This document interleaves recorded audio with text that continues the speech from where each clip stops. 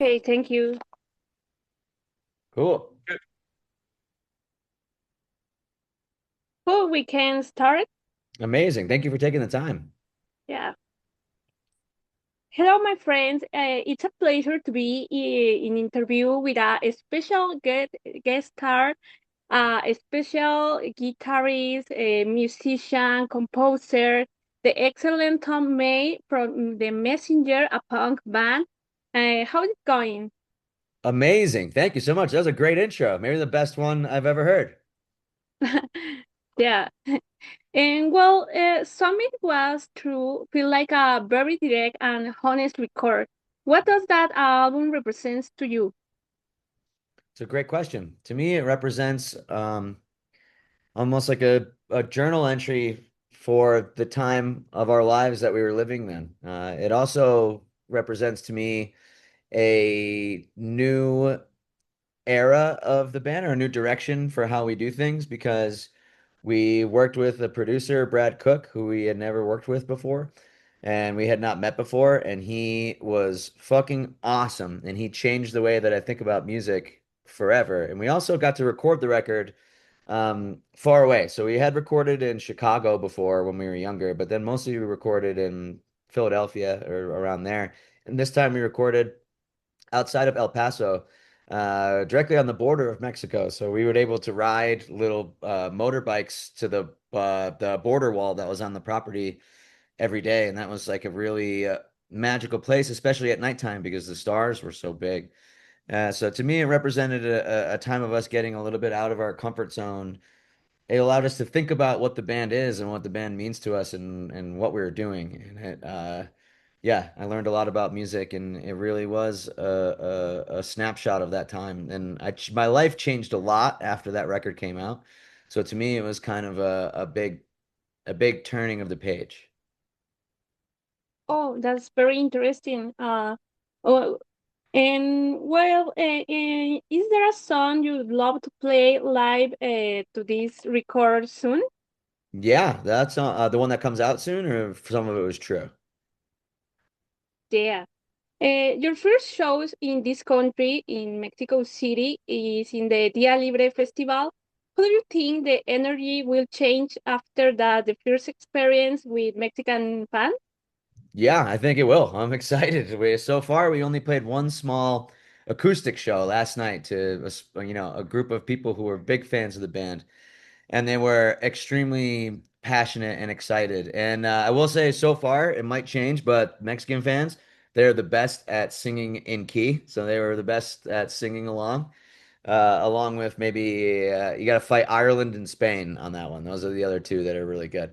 But so many of our friends' bands have been playing in Mexico for so long, and they have told us stories about playing in Mexico City and Monterrey, and they said that people go absolutely crazy and they're so happy to be there, and that is just a magical show. So I think that'll change after we play, and there'll be a new bar set for how good of a show that we can have. Yeah, is your first time visiting Mexico? No, years ago, and I was here on vacation, and it was an incredible time. But like a band? Yes, it was the first time as a band that we came to Mexico. I don't know why it took us 20 years. There was just times where the opportunity came up and we weren't able to do it for one reason or another. And last year we said, we have to play Mexico. We have to make this happen. Let's get it. And then it worked. So yeah, it's our first time as a band. Yeah, I think it's going amazing, a crazy thing on that day. Yes, for sure. Yeah. And well, after years as a band, what feelings haven't changed when playing? No matter how many times we've played shows or how many years we've been doing it, or what you're thinking about before you get on stage, as soon as we start playing, there's the same kind of like up, almost like chasing after a high that happens every time.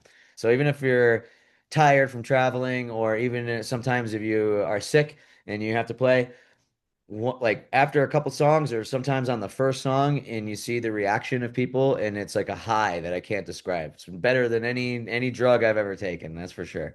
And that has not changed for 20 years. I'm a little more tired now. I'll tell you that. It hurts more in the morning now that I'm old.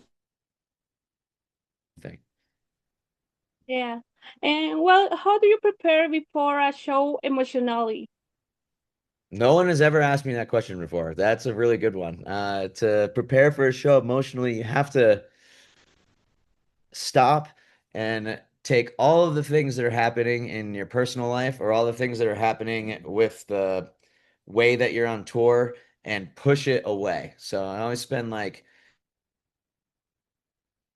before we play jerking sorry, not jerking, Jesus Christ, joking around. So we tell each other jokes and everybody's in a good mood and you're kind of like getting your arms ready and that is how I emotionally prepare. I think it comes down to the four of us bringing it back to how we've always been all along.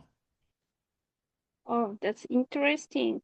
And when at festival like Dia Libre, where have punk scene, emo scene, and hardcore scene live together, what do you think if that connection between is scene alive? uh yeah, it's a beautiful connection. There's so many. It used to be in a way people would only listen to one kind of genre or one group of music. And now, especially in this time with streaming and stuff like that, everyone can listen to everything. So I'm really, really excited to be involved. It's still all, guitar, rock music, which makes sense. But it is really a wonderful thing that everybody gets to come together and do it. Especially like if you have a big group of friends that are going to the festival and some of them are fans of Drain. Some of them are fans of Take 'Em Back Sunday. Some of them are fans of Pup. Everybody gets to come together and have the whole day together. Yeah. And how different is make a festival set list compared to your own show? It's a good question. So at a festival set list, we play it on a big stage, big sound system. It's a big open air, and we're going to be playing in front of a lot of people who haven't seen us before. So when we make a festival set, we want to play songs that we think people would like.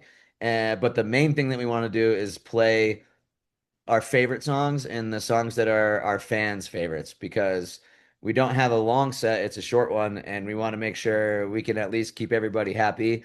And it's an opportunity for us to just get in and play. We say play the hits. So you get in, just bang all of the favorite songs, and it's always over before you know it. But then you realize, oh my God, an hour went by. So that's how we usually come up with the festival set. We also look at and see what we played the last time we were there to make sure that we play some songs that we didn't play last time. Because no matter which songs we play, somebody's going to be mad at us that we didn't play the song they wanted to hear.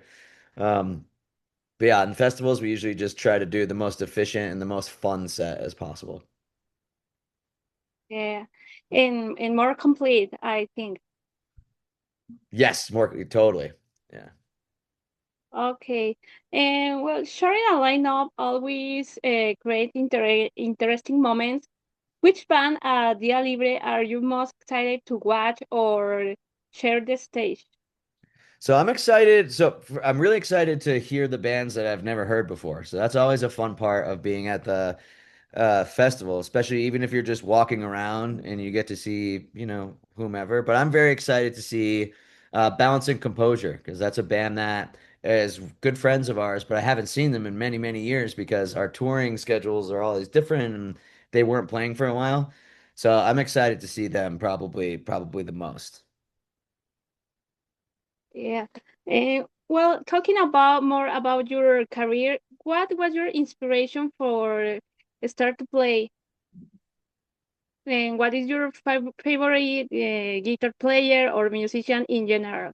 Sure. Yeah. So when I played music my whole life, mostly when I was little, my grandparents would play traditional Irish music in the basement at their house. And to see them play was really, really fun. And my aunt and my uncle, they were singers and they played piano. So I took piano lessons when I was little, but then when I wanted to play like in a band, that was when I was probably 13 or 14. I really liked Green Day. I really liked Korn. Like anything that seems loud and angry because you're a young teenager and you're loud and angry. And then when I went to go see somebody play a guitar, it was so loud, it sounded like a cannon, It felt so much power behind it.